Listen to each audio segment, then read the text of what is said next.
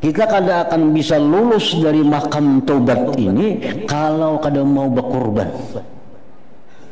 Berkorban harta, berkorban jiwa, berkorban tenaga dan sebagainya. Nah, bila sudah lulus, hanya naik ke makam yang berikutnya, ke makam wara. Makam wara pun memerlukan pengorbanan juga sampai bisa lulus naik ke makam zuhud, makam yang ketiga.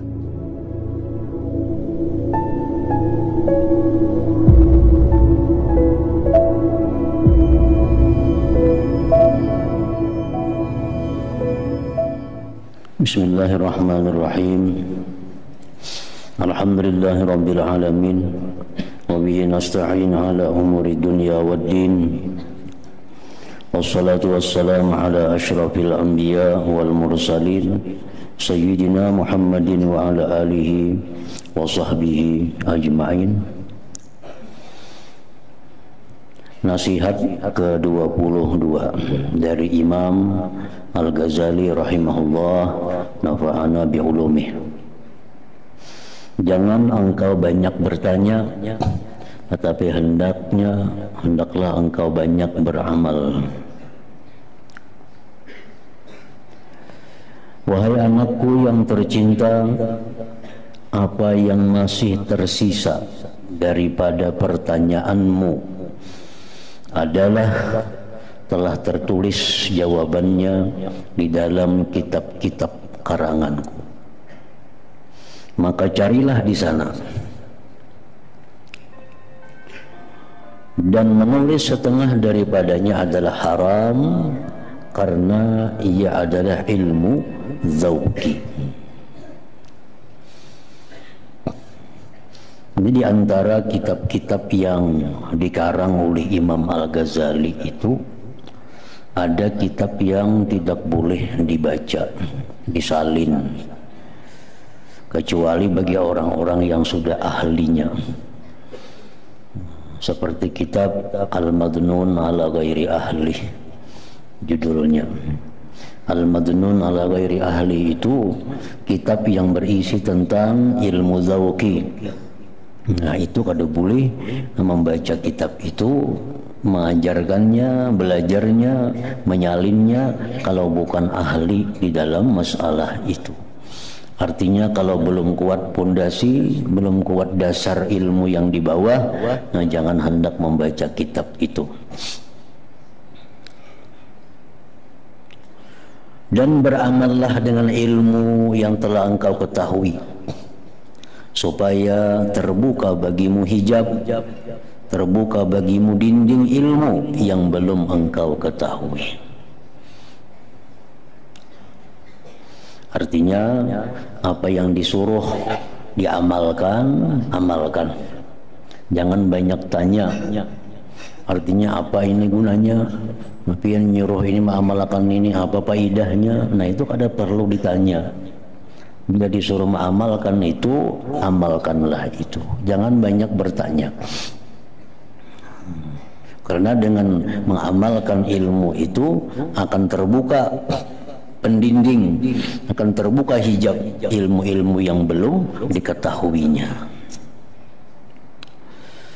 Wahai anakku yang tercinta, selepas hari ini janganlah engkau banyak bertanya kepadaku daripada segala kemuskilanmu, kecuali hanya dengan lisan hatimu.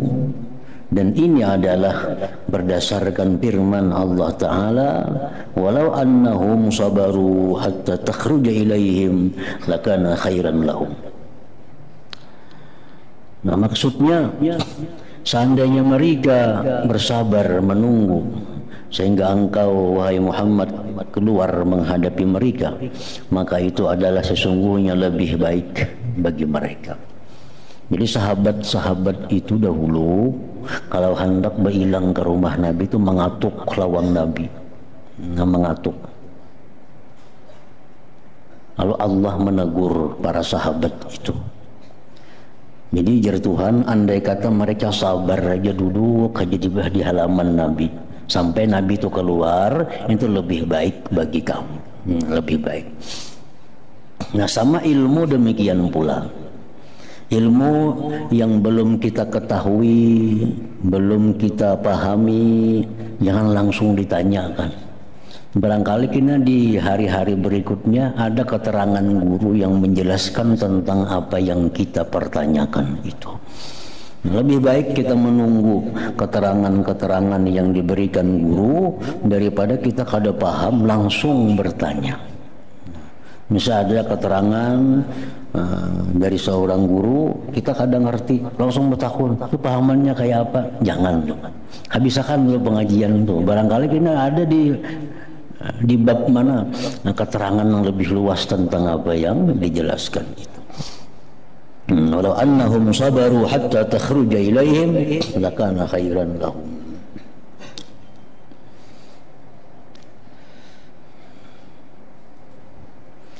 Dan terimalah nasihat Al-Khidir alaihi salam ketika ia berkata kepada Nabi Musa alaihi salam.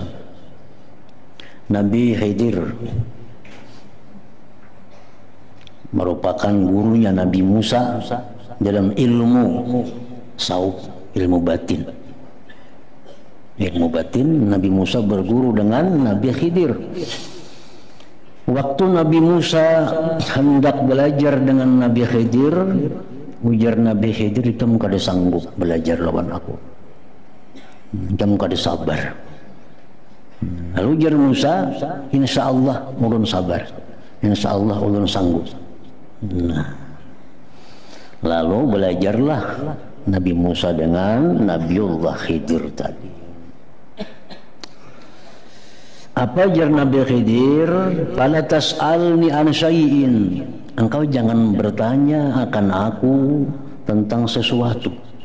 Hatta uhdisa laka minhu dzikra.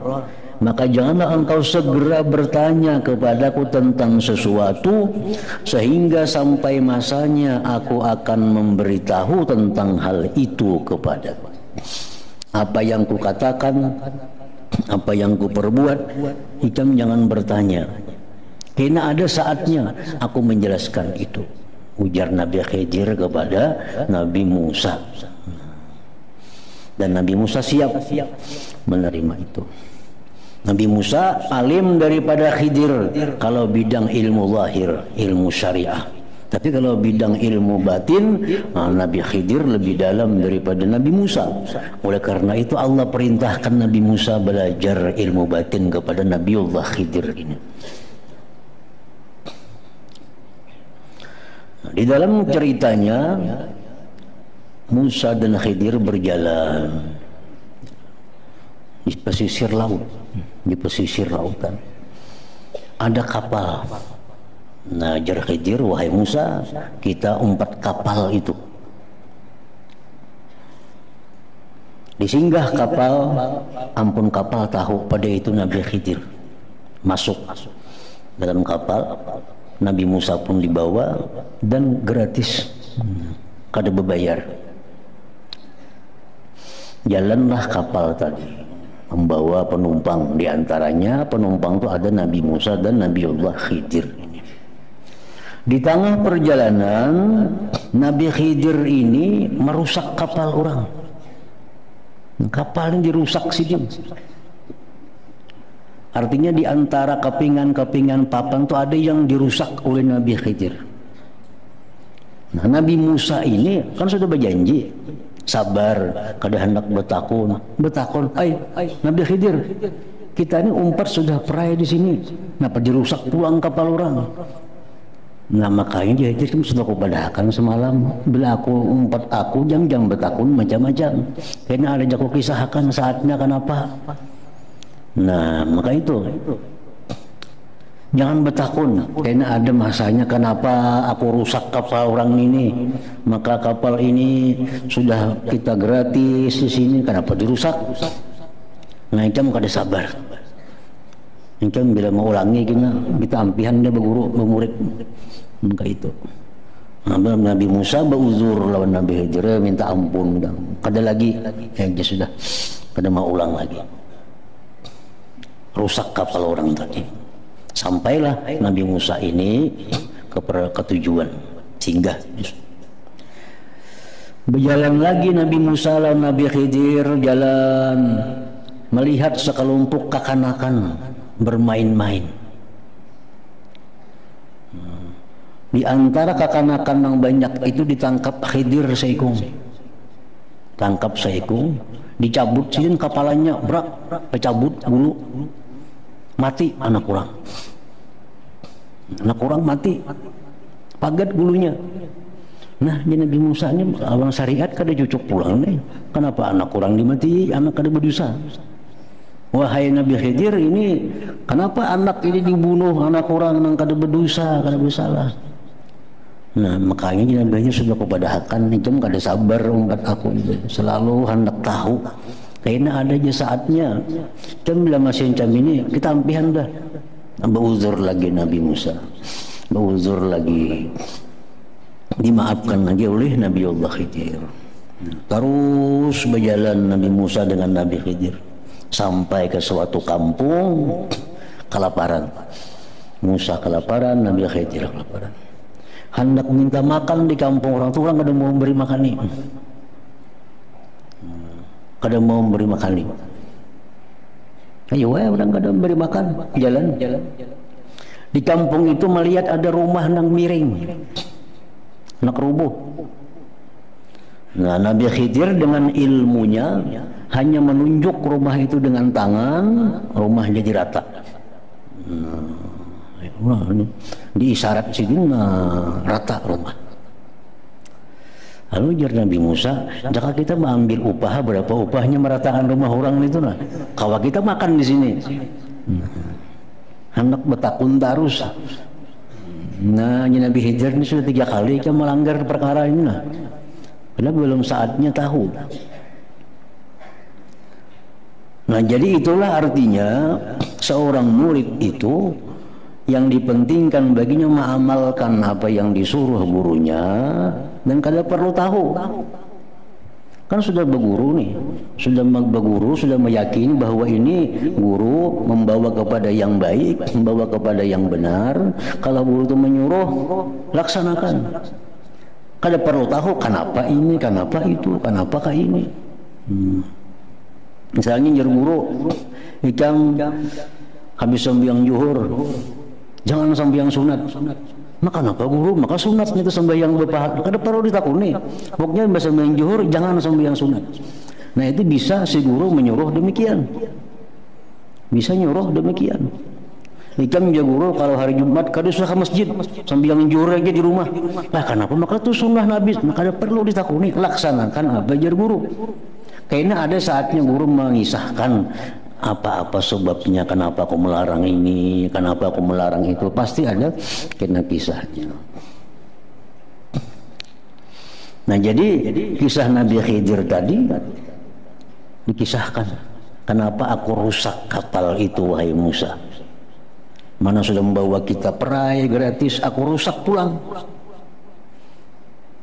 Karena Nabi Khidir di sana itu kapalnya kena terus jalan. Ada orang raja yang zalim. Bila melihat kapal itu baik, diambilnya. Bila melihat ada kapal itu rusak, suruhnya terus. Nah, mana baiknya? Sebagian kapal hilang lawan rusak yang sedikit ini.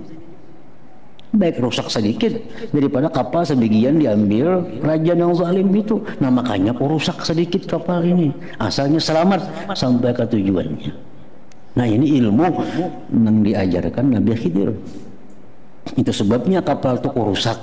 Begitu sampai raja, kapalnya rusak terus. Nah, jakanya kapal ini purna kada ada rusak, singgahnya diambilnya kapalnya. Mulut berjalan penumpang itu. Kapal diambilnya.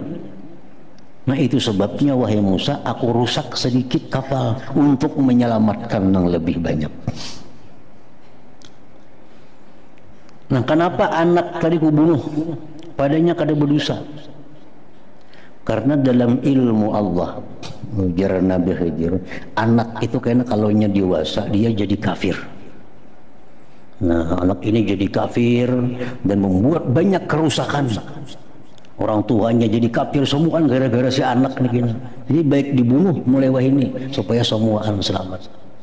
Itu sebabnya anak itu kubunuh. Karena Nabi Khidir ahli ilmu batin sehingga tahu hal-hal yang gaib. Nah, kenapa aku kada hakun mengambil upah membaiki rumah nang miring tadi? Karena rumah itu ampun kakanakan anak yatim nang nenek moyangnya dahulu itu orang saleh, orang baik. Jadi aku kada cucuk, kada pantas mengambil upah terhadap anak cucu orang yang saleh itu. Nah, itu sebabnya. Nah, jadi itulah pengetahuan. Kalau sampai saatnya ini dikisahkan aja oleh guru itu. Jadi kada sampai kan kalau Musa ini sudah jahat adab Nabi Musa, cuma oleh karena dimaafkan lalu Nabi Musa akhirnya dapat ilmu itu. Tidak kada dimaafkan Khidir kada dapat ilmu itu. Nah, cuma karena minta uzur Nabi Musa dimaafkan, minta uzur dimaafkan. Nah, oleh karena itu janganlah engkau terburu-buru hendak bertanya sebelum sampai masanya. Sampai masanya. Ada ilmu yang memang harus kita segera kita pelajari. Ada ilmu yang kain aja kita perlu tahu, wah ini kada perlu. Kada perlu. Itu kada usah dilakukan. Yang kita tanyakan tuh ilmu yang bersangkutan hubungan kita dengan Allah, hubungan kita dengan makhluk Allah, nang segera kita tahu. Itu takunakan aja. Kalau ilmu nang bakal nang belum lagi kita masanya, kada perlu ditakunakan. Tunggu aja kayaknya sampai masanya tahu. Kalau kita kada bisi harta, kada perlu bertakun berapa guru jakatnya unta atau bisi unta aja kada ada, ngapa bertakun masalah unta? Bisi unta kada ada, bertakun berapa guru jakatnya unta itu bisi unta aja kada ada perlu. Berapa jakatnya emas, bisi emas saja kada ada, bertakun jakat emas. Nah itu kada perlu. Belum masanya. Nah ini orang yang mempelajari ilmu suluk supaya hati jangan banyak diisi dengan hal-hal yang belum bermanfaat lagi. Jadi hati ini terfokus hanya berisi dengan perkara-perkara yang bermanfaat pada saat itu. Yang kada bermanfaat pada perlu diisi. Karena membanyaki pikiran, memecah belah konsentrasi untuk beramal, untuk khusyuk, untuk beribadah kepada Allah.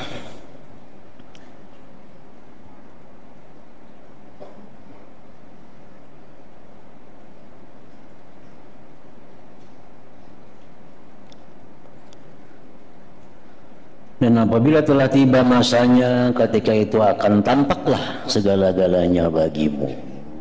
Sampai saatnya. Firman Allah Ta'ala, sa'urikum ayati fala tastajilun. Maksudnya selagi akan aku perlihatkan akan kamu akan tanda-tanda kebesaranku, maka jangan kamu terburu-buru mendesak aku menjadi Tuhan. Jangan terburu-buru.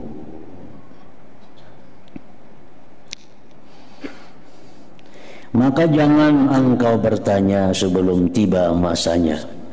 Dan yakinlah bahwasanya engkau tidak akan sampai ke penghujung jalan kecuali apabila engkau terus berjalan. Engkau tidak akan sampai ke penghujung jalan kecuali apabila engkau terus berjalan. Namun bemandak kada akan sampai. Kada akan sampai. Karena firman Allah Ta'ala, awalam yasiru fil ardi fayanzuru. Maksudnya apakah mereka tidak mau berjalan di atas muka bumi ini lalu mereka dapat melihat segala sesuatu untuk menjadi i'tibar.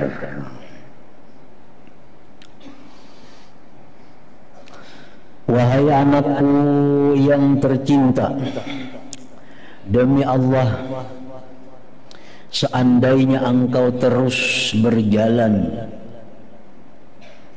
engkau akan melihat perkara-perkara yang sangat ajaib pada setiap tempat.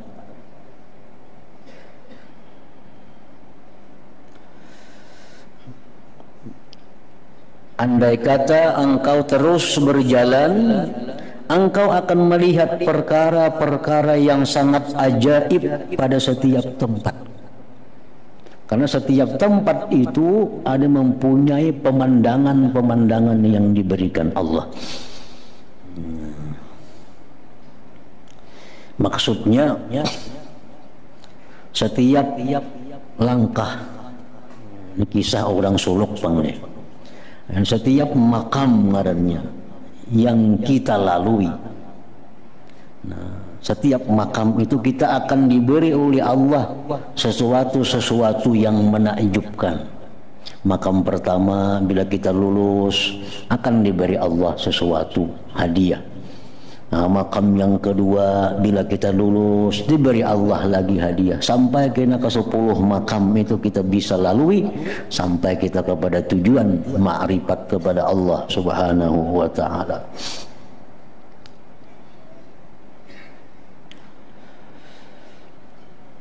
Jadi misalnya kayak orang hendak ke Banjarmasin itu melalui tempat-tempat sampai di Kandangan, melihat hal-hal yang ini itu, karena sampai lagi ke Rantau melihat lagi hal-hal yang baru, sampai lagi ke Binuang melihat lagi hal-hal yang baru, sampai kena ke Matapura melihat lagi, sampai beberapa jalan, nah sampai akhirnya melihat kayak apa kota Banjarmasin itu. Maka itulah perjalanan seorang hamba untuk ma'rifatullah Subhanahu wa ta'ala. Bila kada berjalan kada mau sampai, artinya kada mau sampai. Dan korbankanlah jiwamu untuk sampai ke sana. Korbankanlah jiwa, raga, pikiran, tenaga, harta, benda untuk sampai ke sana. Kalau kada mau berkorban, kada mau sampai. Bagaimana aja kada mau sampai. Setiap makam yang kita lalui itu memerlukan pengorbanan. Nah, setiap makam yang kita lalui memakan ungkus. Bila kada hakun berkorban, kada akan bisa melalui itu. Nah, contohnya, kalau kita hendak ma'rifatullah, makam yang pertama kita lalui adalah makam tobat. Itu pertama. Nah, makam tobat itu wajib dilalui. Nah, kita kada akan bisa lulus dari makam tobat ini kalau kada mau berkorban. Berkorban harta, berkorban jiwa, berkorban tenaga dan sebagainya. Nah, bila sudah lulus, hanya naik ke makam yang berikutnya, ke makam wara. Makam wara pun memerlukan pengorbanan juga sampai bisa lulus naik ke makam zuhud, makam yang ketiga. Nah, makam tobat, di mana contohnya makam tobat itu melalui banyak pengorbanan. Satu, kita tobat dari dosa. Dosa ini ada dua. Dosa yang bersangkut paut dengan Allah, dosa yang bersangkut paut dengan makhluk Allah, manusia contohnya. Nah, ini tobat itu mesti diselesaikan. Apa dosa kita yang bersangkut paut dengan Allah? Kita ada kada puasa, bayar. Bayari. Kita ada kada sembahyang fardu, bayari. Kita ada kada berzakat, bayari. Nah, ini pengorbanan kita. Dosa dengan Allah. Ada dosa dengan makhluk. Ini hartaku ini didapat dari jalan yang salah. Ini hartaku ini didapat jalan yang kada bujur. Harus dikembalikan hartanya kepada orang yang punya sebenarnya siapa. Nah, mesti dikembalikan harta itu. Ini rumah didapat dari jalan menipu orang duitnya, tukarakan ke rumah. Nah, rumahnya harus ditinggalkan, harus dikorbankan, harus dikembalikan rumah kepada pemilik siapa yang sebujurnya. Nah, rumah ini didapat daripada harta riba, mesti ditinggalkan. Jadi kadang mudah orang tobat, kadang mudah. Itu urusan harta. Belum lagi aku pernah menzalim, menyakiti si Fulan. Fulannya di mana? Nah, dicari untuk meluluskan agar kita bisa halal. Nah, Fulannya sekarang ada di Surabaya. Ke Surabaya kita datang. Ingatlah dulu, aku nampilin jam dulu. Ingat banget aja. Nah, aku minta maaf nih Kang. Aku minta riba, minta halal. Pernah dulu menyakiti Kang. Pernah menghantam orang. Sekarang orangnya ada di Sumatera. Datangi ke Sumatera. Datangi. Minta halal, minta riba. Dulu pernah aku menghantam Kang. Nah itu maksudnya bahwa setiap tempat, setiap makam itu memerlukan pengorbanan. Bila kada hakun ke itu, kada mau jalan sampai mati, kada mau tuntung tobat saja. Nah, jadi tobat ini harta sudah bersih, nama pun orang pun sudah dikembalikan, harta-harta yang kada halal sudah dibersihkan, dosa-dosa dengan makhluk sudah didatangi, sudah minta halal, dosa lawan Allah sambil dibayar, sambil dikadha. Nah ini berarti sudah selesai dalam tobat ini. Hanyar bisa naik ke jalan ke tempat yang berikutnya. Nah orang yang bujur-bujur tobat tadi dengan sebujur-bujurnya, ini akan diberi Allah sesuatu hadiah. Apa hadiahnya? Adalah mahabbatullah, berupa kecintaan kepada Allah. Jadi kalau orang itu sudah tobat, diterima Allah tobatnya, maka orang ini sukanya hanya berkhalwat zikir dengan Allah, sukanya hanya beribadah. Itu tanda-tanda orang yang tobatnya diterima.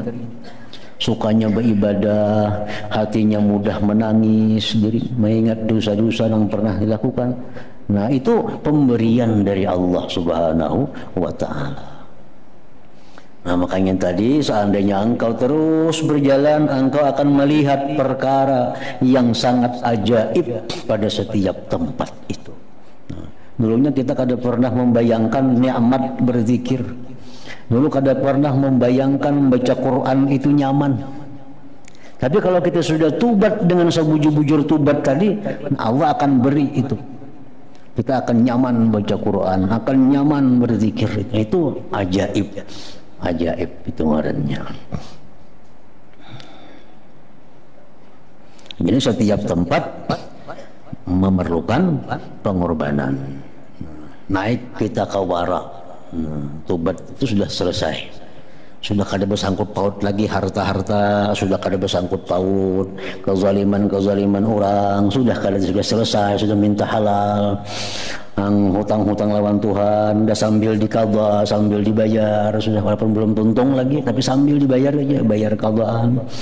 Naik sudah ke tingkat yang kedua, orang ini sudah duduk di makam yang namanya wara. Nah wara ini orang yang sudah tobat, belum tobat kada kawa wara. Wara artinya apa? Menjaga diri, baik mata, baik telinga, baik tangan, baik kaki, baik pakaian, baik makanan, dari hal-hal yang kada jelas halal haramnya. Itu wara. Ini sudah tobat bang, sudah bersih. Sayangannya dirigati pulang, sayangannya dikotori pulang. Jadi ada harta nang bila kada jelas halal haramnya, kada usah diambil. Bila ada harta nang kada jelas halal haramnya, apalagi banyak condong kepada yang haram baginya, ada alamat-alamat yang menunjukkan banyak haramnya, kada usah diambil. Nah itu sudah makam yang kedua, sudah melangkah-langkah yang kedua untuk mencapai ma'rifat kepada Allah itu. Nah iya wara ngarannya. Di saat orang duduk di makam wara ini, orang sangat hati-hati, bertutur kata hati-hati, berpakaian hati-hati, makan minum hati-hati, menerima duit hati-hati. Kalau ini duit nang haram, kalau ini makanan nang haram, karena ini sudah sedang duduk di makam wara itu. Nah lain dengan orang yang ma'rifat kepada Allah. Orang ma'rifat kepada Allah itu orang yang melihat ini duit halal, ini duit haram. Itu sudah orang melihat dengan hakikat sesuatu. Jadi orang ma'rifat itu bisa bertentangan dengan orang wara. Karena orang wara ini orang yang mengambil sesuatu berdasarkan zahir. Sedangkan orang yang sudah ma'rifat itu mengambil sesuatu berdasarkan batinnya. Ada orang gawian perampok. Kalau si perampok ini hendak memberi duit lawan orang wara, tuh kada berani mengambil. Karena zahirnya orangnya merampok. Terkenal ada perampok, di mana-mana orang tahu pada gawiannya merampok, mencuntan. Ini orang wara, tuh kada berani mengambil. Karena zahir menunjukkan ini kada baik. Nah, sedangkan orang yang sudah ma'rifat dengan Allah diberi duit oleh si perampok, ini mengambil. Kenapa? Ini melihat. Ini bukan duit rampukan, ini duit warisan abahnya. Nah, ini melihat. Ini melihat. Jadi ambilnya duitnya. Karena batinnya melihat duit yang dikasihkan ini bukan duit rampukan, ini duit dari warisan arwah abahnya misalnya, atau duit hadiah dari siapa kepada ini, itu yang diberiakannya lawan aku. Nah, ini orang ma'rifat melihat. Orang wara belum melihat lagi, karena masih dalam kedudukan yang kedua untuk mencapai ma'rifatullah itu. Nah, jadi naik satu persatu, Kandangan, Rantau, Binuang, Martapura, Banjarbaru, hanya sampai ke Banjarmasin. Setiap tempat, setiap jalan itu memerlukan pengorbanan.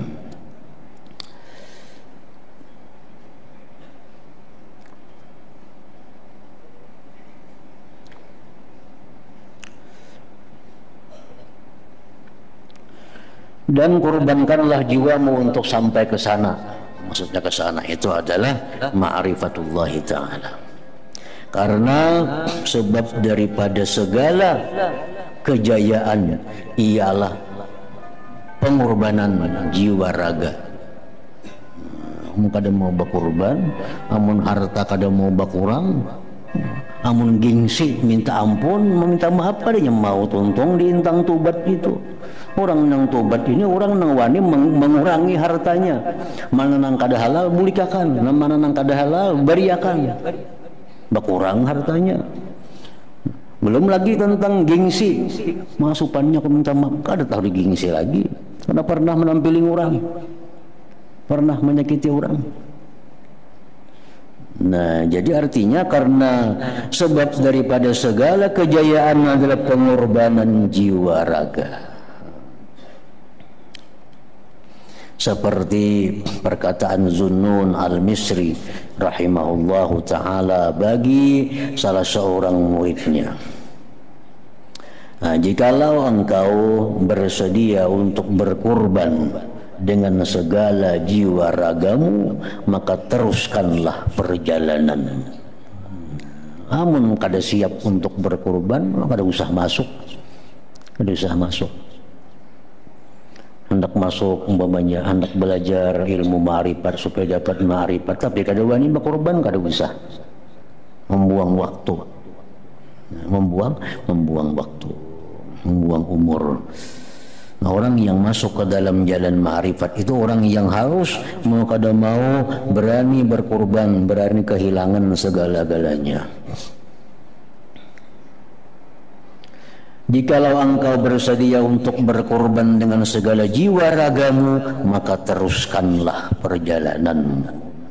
Jikalau tidak, maka tidak perlu engkau mengikuti lorong-lorong ahli sufi. Kada sanggup berkorban, kada usah umpat suluk, kada usah untuk mencapai ma'rifatullah itu. Kada usah. Nah, nasihat ke-23, tinggalkan 4 perkara. Wahai anakku yang tercinta, sekarang aku akan menasihati engkau dengan nasihat yang terakhir, yaitu dengan 8 perkara. Maka terimalah nasihatku ini supaya ilmu yang ada pada dirimu itu tidak menjadi hujah untuk kemudaratan engkau pada hari kiamat nanti. Ilmu ini bisa menjadi hujah, menjadi pemberat kepada orang yang berilmu. Kapan ilmu itu menjadi beban, menjadi pembawa keberatan, kemudaratan? Di waktu orang yang berilmu itu kadang mengamalkan ilmunya. Nah, ilmu bukan lagi manfaat, tapi membawa hujah, membawa kemudaratan.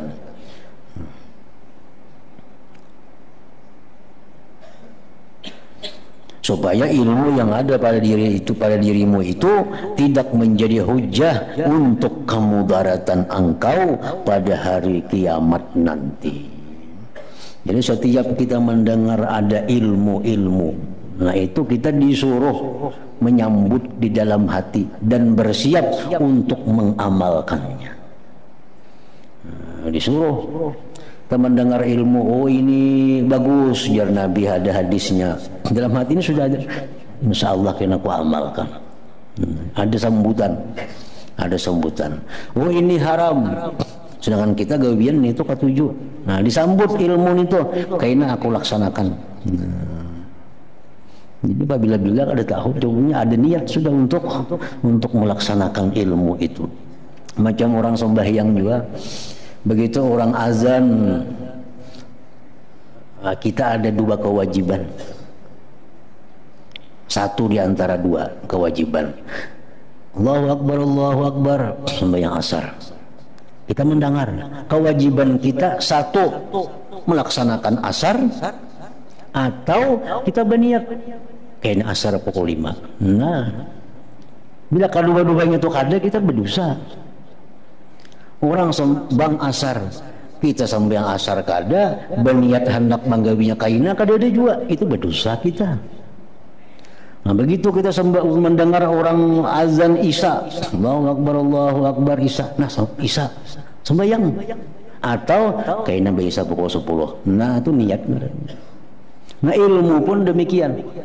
Nah, setiap kali kita mendengar ilmu, guru menyampaikan hadis ini adalah haram, panggawian seorang. Nah, maka saat itulah ampih sudah. Namun kada sanggup, nyakaina. Mungkin ada saatnya kita aku amalkan. Nah, ada niat. Jadi ilmu itu kadang bawahnya lewat hingga telinga. Ima diamalkan langsung atau ada niat untuk mengamalkan ilmu itu.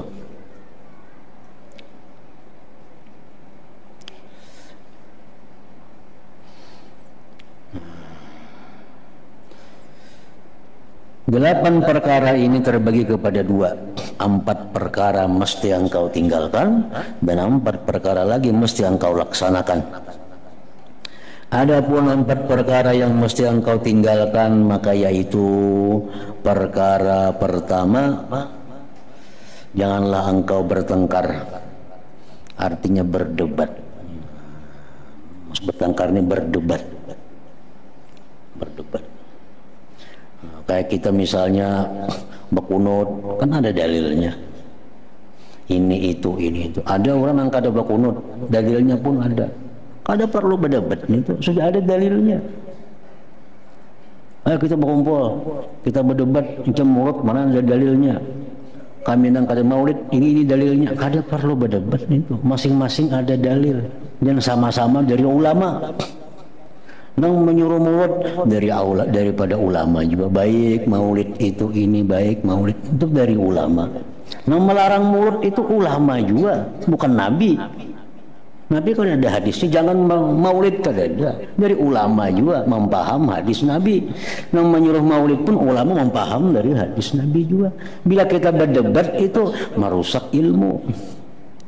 Kada usah diperdebatkan, gawi-gawi kada-kada. Sama-sama jar ulama, kadang-kadang jar nabinya. Nah, jadi sama mempaham.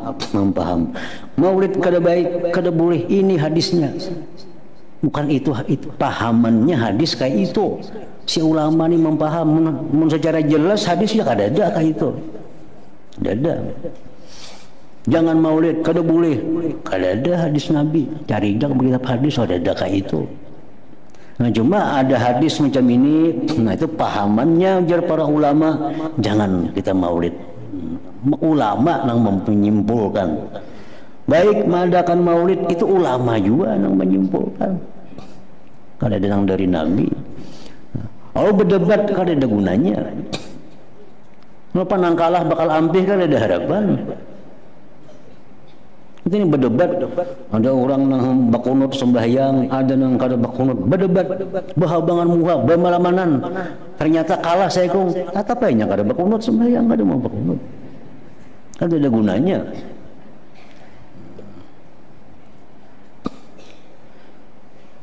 Nah, janganlah engkau bertengkar berdebat. Lain berdebat dengan orang-orang kafir. Nah, itu ayo. Orang-orang nang musyrik, orang-orang yang menyekutukan Allah, nyembah berhala, nyembah patung. Nah, kita ayo berdebat supaya nyembah Islam, supaya dapat hidayah dari Allah. Nah, itu bagus. Berdebat antar bubuan kita kalau ada gunanya, membuang waktu dan lagi menimbulkan hal-hal yang kada bagus. Janganlah engkau bertengkar berdebat dengan seseorang pada apa jua masalah, karena pertengkaran itu mengandungi bermacam-macam penyakit. Dosanya jauh lebih besar daripada faidahnya. Karena pertengkaran itu sebab segala perangai yang jahat seperti riya, hasad, dengki, takabur, dengki, permusuhan, dan merasa bangga dengan kemampuan diri sendiri, dan yang lain-lain lagi. Itu penyakit orang yang berdebat. Nah, jikalau engkau pada suatu hari terhirit kepada pertengkaran antara engkau dengan orang lain atau dengan sekumpulan orang, dan adalah niat yang ada di hatimu untuk menzahirkan kebenaran supaya kebenaran itu tidak hilang, maka bolehlah engkau berbuat demikian. Nah,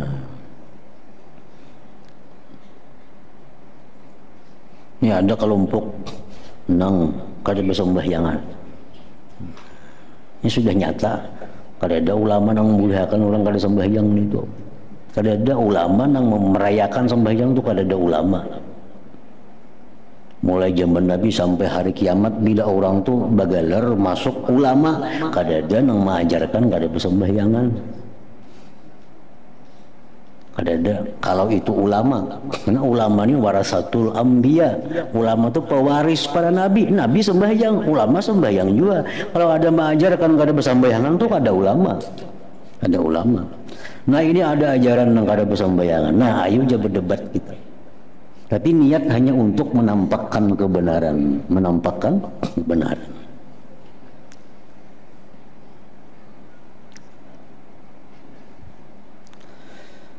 Nah, bolehlah engkau berbuat demikian, tetapi kalau benar niat di hatimu itu untuk menzahirkan kebenaran, maka di sana ada dua tanda.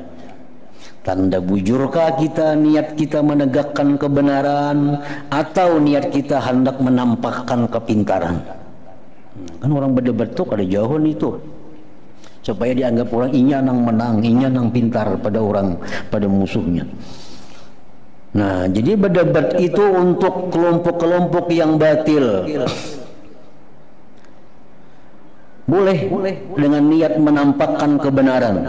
Tapi tandanya menampakkan kebenaran itu satu, bahwa engkau tidak membedakan sama ada kebenaran itu nanti tersingkap melalui lidahmu atau lidah orang lain daripadamu. Satu, kita kada peduli. Nah, di antara kelompok kita nih nang bahujah dalam kelompok nang batil, kita kada peduli, kita kawan kita kah masa kelompok nang bersuara, itu kada jadi masalah. Karena niat kita untuk menampakkan kebenaran, bukan menampakkan kepintaran. Yang kedua,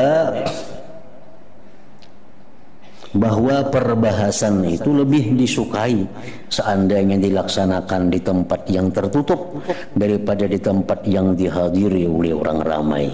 Nah, kita berdebat, ayo, cuma jangan tahu orang banyak. Nah, kita berdua bertiga aja orangnya. Nah, itu tanda bahwa kita ingin menampakkan kebujuran, bukan untuk minta besarkan diri, supaya diketahui orang kepintaran kita. Nah, itu nang kada boleh di dalam perdebatan itu. Dan dalam hal ini ada satu faidah yang perlu aku mengingatkannya akan dikau, yaitu, nah, ingat situ dulu.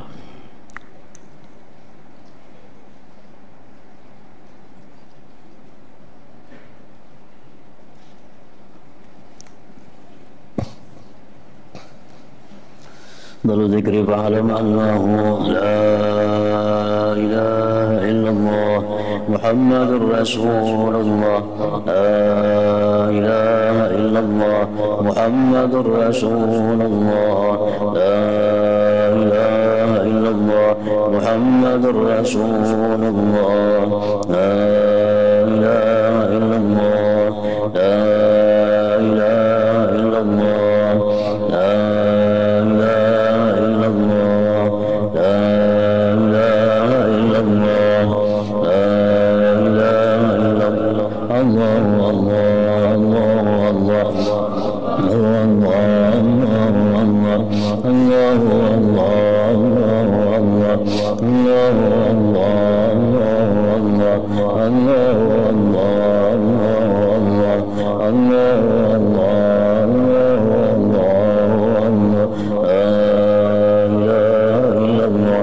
محمد رسول الله لا إله إلا الله محمد رسول الله لا إله إلا الله محمد رسول الله لا إله إلا الله الفاتحة صراط الذين أنعمت عليهم غير المغضوب يا أيها الرجل منه شفاعة صلوا عليه سلموا تسليما اللهم صل وسلم وبارك عليه